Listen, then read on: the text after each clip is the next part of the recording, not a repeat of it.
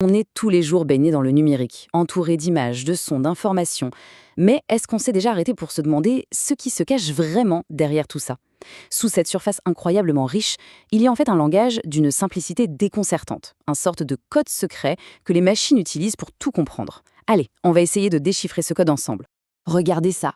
D'un côté, il y a notre monde, une photo, une musique, des mots. De l'autre, ce que l'ordinateur lui perçoit, des suites de 1 et de 0 qui semblent un peu aléatoires. Le contraste est assez fou, non?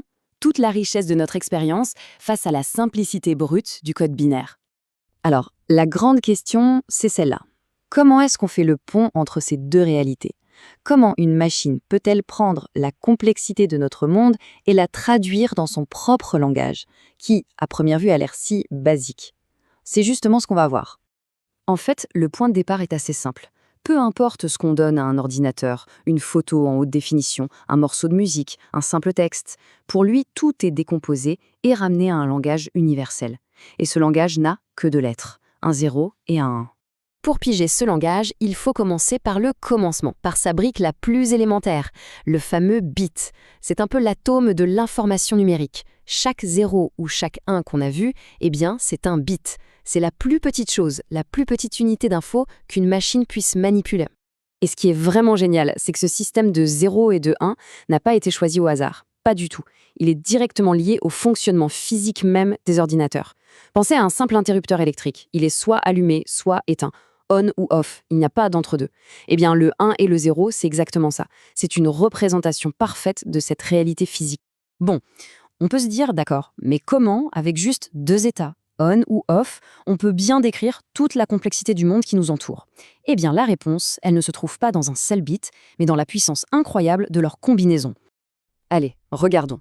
Si on prend juste deux bits, on peut avoir quatre possibilités, 00, 01, 10 et 11. Tout à coup, avec seulement deux petits interrupteurs, on a quatre états bien distincts. C'est vraiment là que la magie commence à opérer.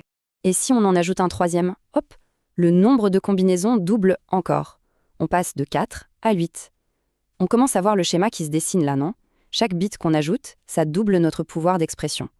Avec 4 bits, on arrive à 16 combinaisons. Le principe est simple.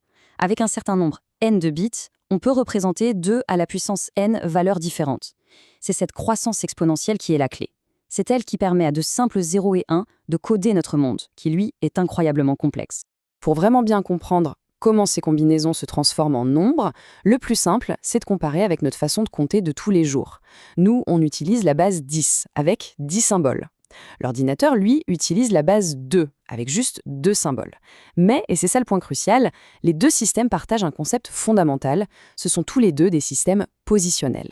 Un système positionnel, qu'est-ce que ça veut dire? C'est l'idée, toute bête, que la valeur d'un chiffre dépend de sa place dans le nombre. Dans 123, par exemple, le 1 ne vaut pas 1, il vaut 100 à cause de sa position. Le binaire fonctionne exactement pareil, mais avec des puissances de 2 au lieu de puissance de 10. C'est ce qu'on appelle le poids de chaque position. Prenons un exemple concret pour que ce soit bien clair. Le nombre binaire 101. Alors, on regarde bien, en partant de la droite, chaque position a un poids. La première, c'est la position des 1. La deuxième, celle des 2. La troisième, celle des 4. Ce sont les puissances de 2. Maintenant, on n'a plus qu'à multiplier. On a un 1 dans la colonne des 4, ça fait 4. 0 dans la colonne des 2, donc 0. Et un autre 1 dans la colonne des 1. On additionne les résultats. 4 plus 0 plus 1, et ça fait 5. Et voilà, c'est ça, le déclic. 101 en binaire, ce n'est pas un concept bizarre ou compliqué, c'est juste une autre façon d'écrire le nombre 5 que l'on connaît tous. C'est la même valeur, simplement dans un langage différent. Une fois qu'on a compris ça, le binaire perd tout son mystère. Ok, super. Maintenant qu'on sait comment les nombres sont représentés, retournons à notre question du début. Comment est-ce que tout ça s'applique aux photos, aux sons et au texte? En fait, le processus se passe en 3 grandes étapes. D'abord, la numérisation. On transforme toute information du monde réel, la couleur d'un pixel, l'intensité d'un son, en une série de nombres. Ensuite, le codage binaire. Chacun de ces nombres est traduit dans le langage des 0 et des 1 qu'on vient de voir. Et pour finir, la représentation physique. Chaque bit est stocké par un composant physique, comme un interrupteur qui serait en position on ou off. Il faut s'imaginer ça. Une photo, finalement, ce n'est qu'une immense grille de millions de petits points, et chaque point a un numéro qui correspond à sa couleur. Une chanson, C'est une très longue liste de nombres qui décrivent l'onde sonore à chaque instant. Tout, absolument tout, est ramené à des nombres. Et si c'est un nombre, ça peut devenir binaire. Donc, si on réfléchit bien, n'importe quelle information, qu'elle soit visuelle, auditive ou textuelle, peut être transformée en nombre. Et si n'importe quel nombre peut être représenté par une simple série d'interrupteurs allumés ou éteints, ça soulève une question assez fascinante. Qu'est-ce qui ne pourrait pas être représenté de cette manière? Et qu'est-ce qui nous attend ensuite?